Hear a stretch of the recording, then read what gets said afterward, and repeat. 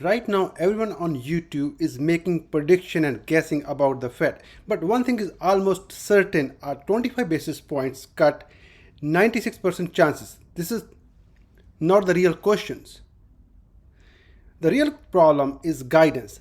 If Powell signals flexibility, like another 25 basis point in October, November, or December, whatever, so then small caps will skyrocket. Why? Labor market is weak. People are losing jobs, which is very bad news for me and for everybody, and for your family and friends as well, at large. So the only way to strengthen the labor market is for small companies to grow, because they are the one who hire aggressively, not the big companies. For small businesses to expand, they need a cheaper loans. Like you will buy homes when the loans are cheaper, right? Similarly, as a small business owner, if the loan is cheaper, you can hire more people and you can expand more. Lower interest rates makes this possible. Powell is a very smart person. This is my personal thought. He understands that a strong labor market and equal to strong economy. That's why I believe he will lean towards supporting growth. Small caps are key. Until now, investors put money wherever they want to put. They wanted. Market didn't crash. So do you think the money that's already investors or you and me or small retailers, wherever the money you want to put, you already put, or you will keep it on the side? Market didn't crash. So the question is now, will small caps explode higher or just stay sideways? This is the more important question right now. Not the crashing market, no, nor or dumping market. That's not a question right now. The question right now is, the investor want to know, the question is, a small caps explode higher or just stay sideways? If you look at the chart of QGBT, QBTS, APLD, Rigetti, Mara, you will see all these stocks, small cap, Lumen, I can name many, AMPX, all these small caps, all the drone stocks, for the robotic stocks, and even the MP materials. So what do we need? In my opinion, we need NVIDIA is okay, brain for the robots, for the drone, right? Then we need, the world is coming for robotics, quantum computing. From here, the chip send a message. We convert that message in a mechanical energy. We need a high quality magnets, rare earth metal, USA, MP materials, CRML, and then we need a making robots. Whether you buy any companies of a robot, but you need a battery, and battery come from most of the few companies like AMPX. Whether you are buying a robot from RR, you buying a robot DPRO, you buying there's many I give on the list. But you have to buy the battery, and these companies will grow if the interest rates cut.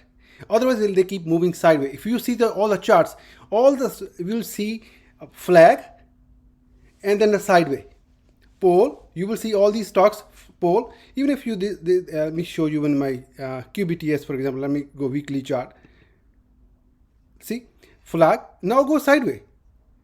So the question is, if you go sideways or higher, this is right now we have want to know. Small caps are key. Until now, investors put money wherever they wanted. So it's not a question. Remember, AI, drones, robotics, these are not hype anymore. This is not a bombshell. This is not a internet bubble, because this is a real thing. Because this is not only one country chasing the AI. All over the world, China, Asia, in Europe, all countries are doing the same directions. And then these are not hype anymore. They are real. They are shaping our future, and the US will not let other countries to go ahead. So my focus is clear: small caps have to grow, rate cuts or not. So if I'm working on the rate cuts, so if there is no rate cut, there will be no dumping, in my opinions, in my humble opinion. Then we go more choppy way, sideway, because there's no way we can stop making drones. There's no way we can stop investing on AI. There's no way we can stop more robotaxis or air taxi. So we are not stopping this one.